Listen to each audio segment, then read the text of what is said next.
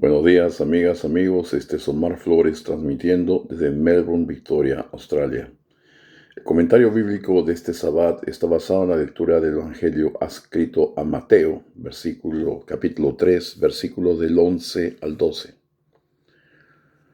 En estos versículos, un día que Juan el Bautista estaba hablándole a la multitud acerca del futuro Hijo de Dios que vendría a hacerse público pronto, les dijo lo siguiente. Mateo capítulo 3, versículos del 11 al 12. Yo a la verdad os bautizo con agua para arrepentimiento, pero el que viene detrás de mí es más poderoso que yo, a quien yo no soy digno de quitarle las sandalias. Él os bautizará con el Espíritu Santo y con fuego. El bieldo está en su mano y limpiará completamente su era y recogerá el trigo en el granero, pero quemará la paja en un fuego inextinguible. ¿Qué nos quiere decir estos versículos? Ha habido muchas interpretaciones a través de los siglos de qué significa esto. Algunas extremadamente fantasiosas, otras el estilo pentecostal, de quien creen que el fuego es la bendición de Dios por ninguna razón, solamente porque lo relacionan con las lenguas de fuego de Pentecostés. Y como pues sienten una euforia cuando adoran a su manera, piensa que ese ímpetu que sienten adentro es el fuego del Espíritu Santo. Pero no se trata de esto en estos versículos. En primer lugar, Juan era un profeta común, un hombre común, con padre y madre, de los cuales nos cuenta el Evangelio de Lucas, cuando Elizabeth, su madre, pariente de María, concibió a Juan. Pero él hablaba de un profeta mayor que él, hablaba de Jesús, hablaba del Hijo de Dios. Aquel hombre que no tuvo padre humano. José no era su padre, era su padrastro, digámoslo así, su padre adoptivo. Pero el que había fecundado a María, y fecundado de una manera pues figurativa, porque no es que Dios haya tenido ningún tipo de contacto con María, sino simplemente con el deseo, el feto, el embrión de Jesús apareció en el vientre de María, sin necesidad de ninguna intervención humana al respecto. Fue un milagro, un nacimiento, concepción milagrosa y nacimiento milagroso. Era literalmente el Hijo de Dios, el Hijo de Yahvé. Entonces por eso dijo que viene alguien después que yo, que es mucho más poderoso que yo, y que yo no soy digno ni siquiera de desatar sus sandalias. Y yo lo bautizo con agua. En segundo lugar, él reconocía que el bautismo que él hacía era simbólico. Porque en los lavamientos judíos, que era una repetición de esto, de los lavamientos judíos para el perdón de los pecados, el lavarse con agua simbolizaba el perdón de Dios en el alma del ser humano. Y esto es lo que representaban los bautismos de Juan. Sin embargo, él dice, pero cuando venga este hombre, este Jesús, aunque no lo menciona por nombre, él os bautizará con el Espíritu Santo y con fuego. ¿A qué se refería esta palabra?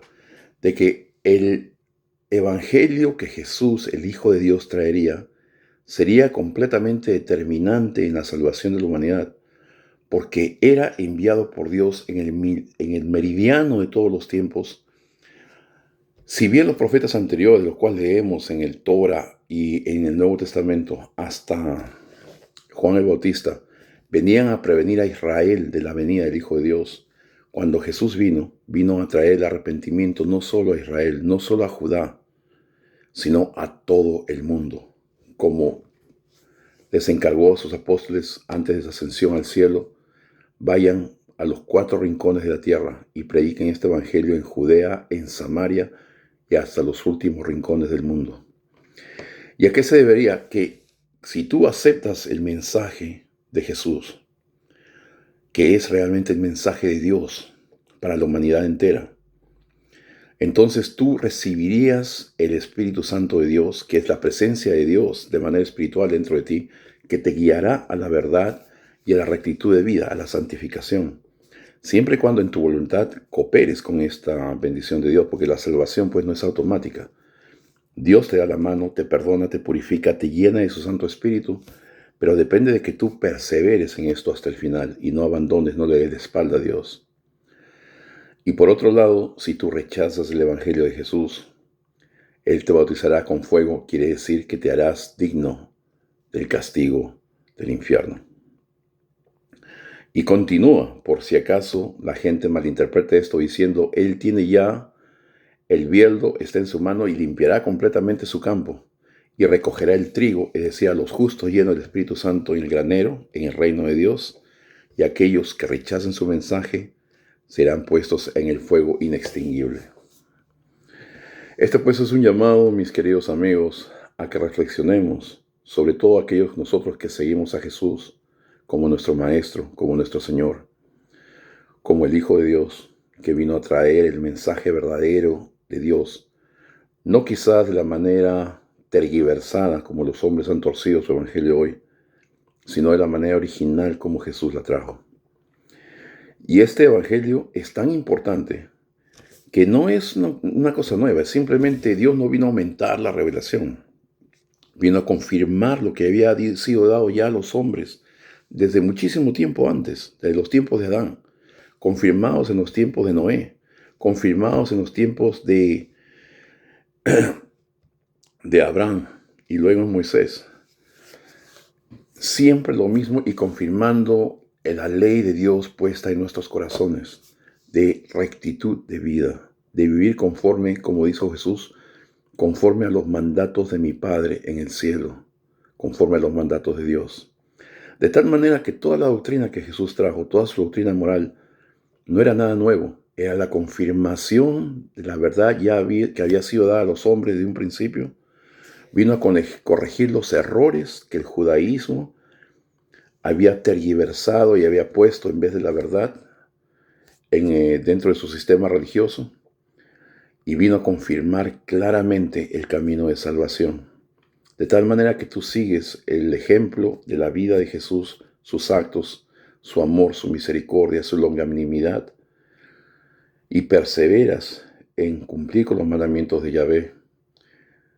La presencia de la salvación está garantizada porque Dios cumple con su palabra. No es que nosotros lo merezcamos, es que Dios cumple con su palabra. Si tú te arrepientes y le pides perdón y vives una vida bajo su voluntad, Dios promete la salvación de esta persona. Pero si tú rechazas a Jesús, que no es solamente rechazarlo a Él, rechazar a Él y su mensaje, y no vives conforme a la voluntad de Dios, pues te espera solamente algo que es la condenación en el infierno.